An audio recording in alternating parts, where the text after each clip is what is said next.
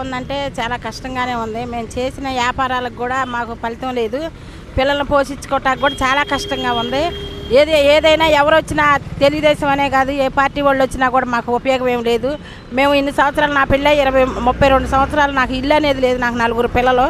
మాకు పోసిన కట్టకే మాకు ఇంకా చాలా కష్టంగా ఉంది. కుర్రోళ్ళు కూడా రౌడీజం చేస్తున్నారు. ఈ రోడ్ల మీద వ్యాపారాలు కూడా చేసుకోలేకపోతున్నాం మేము.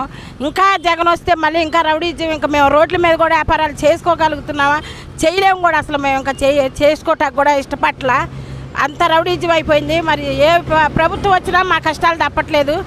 మా బాధలు అనేది ఎవరో తీర్చేవాళ్ళు ఎవరు లేరు. మాకు ఓటేయండి అనేవాళ్ళే కానీ మా కష్టాలు మా బాధలు ఎవరు తీర్చేవాళ్ళు లేరు.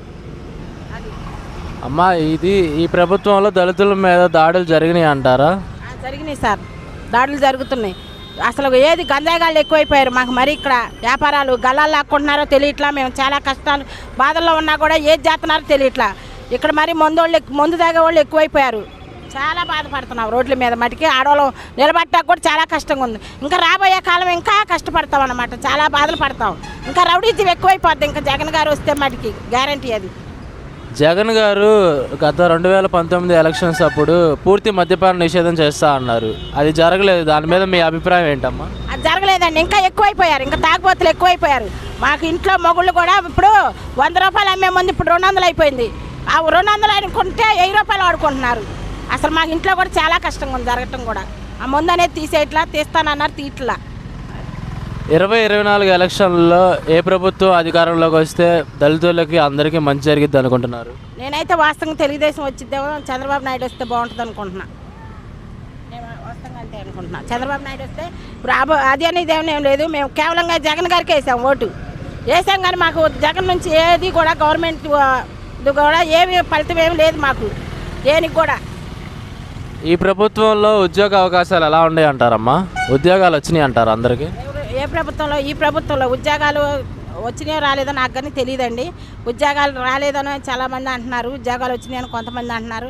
అవన్నీ నాకు తెలియదు. మేము మటుకి ఇక్కడ రోడ్డు మీద కష్టం సుఖం మేము రోడ్ల మీదే అమ్ముకుంటున్నాం. ఈ రోడ్ల మీద కూడా బతకనివ్వట్లా. చాలామంది చాలా ఇదిగా ఉంటున్నారు. తాగుబోతులు ఎక్కువైపోయారు ఇక్కడ.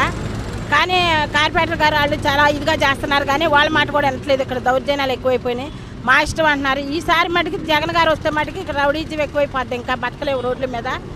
ఇప్పుడు ఏదైనా సరే మాకు కష్టానికైనా నిష్ఠూరానికైనా మాకు ఉండటానికి ఇల్లు కూడా లేదు. అద్దెలు కూడా కట్టుకోలేకపోతున్నాం వ్యాపారాల మీద.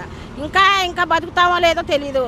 అది 2025 వచ్చినా 2020 అసలు బతకలేం, కష్టం. చంద్రబాబు నాయుడు ఏమైనా వస్తే రేట్లు ఏమైనా తగ్గుతాయో లేదో కానీ మాకుగా తెలీదు. చంద్రబాబు నాయుడు వస్తే తగ్గిస్తాడని మేము కూడా అనుకుంటున్నాం. చంద్రబాబు నాయుడు గారు వస్తే దళితుల మీద దాడులు, ఈ అరాచకాలు తగ్గుతాయి అంటారా? పోలీస్ స్టేషన్కి వెళ్ళినా ఇగో మా ఆయన తాగుతున్నాడంటే ఇమ్మీడియట్లుగా ఆడవాళ్ళు కేసు పెట్టారంటే వాళ్ళని ఇమ్మీడియట్లుగా కేసు తీసుకోండి అని చెప్తున్నారు. కానీ ఇప్పుడు ప్రభుత్వం అసలు సరిగ్గా కేసు తీసుకోవట్లా. తాగుబోతులు ఎక్కువైపోయారు. కొట్టి డబ్బులు లాక్కొని తాగుతున్నారు ఎక్కువగా. మా జగన్ గారు దిశ ముందు 200 అయిపోయింది. ఇంకా 500 అవ్వాల్సిన ఖర్చు 1000 రూపాయలు అయిపోతుంది. ఇప్పుడు జగన్ గారు దిశ చట్టం తెచ్చారు కదా, దాని పనితీరు ఎలా ఉందంటారు? దిశ చట్టం ఏమండి, జగన్ గారు దిశ యాప్ తెచ్చారు కదా, దిశ చట్టం అని, దాని పనితీరు ఎలా ఉందంటారు? ఆడవాళ్ళ మీద జరుగుతున్న దాడులు అవన్నీ తగ్గినాయి అంటారా? తగ్గటం కూడా లేదండి. తగ్గటం లేదు. ఇంకా ఎక్కువైపోయినాయి, చాలా ఎక్కువైనాయి. మామూలుగా కాదు అసలు.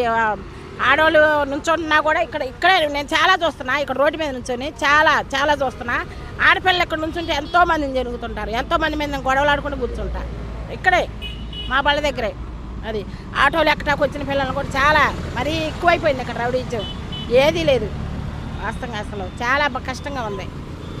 ఇంకొక విషయం అమ్మా, ఇప్పుడు విజయవాడ నడిబొడ్డున డాక్టర్ బిఆర్ అంబేద్కర్ గారి విగ్రహం పెట్టారు కదా, అది 18 ఎకరాల్లో పెట్టారు. దాని మీద మీ అభిప్రాయం ఏంటి?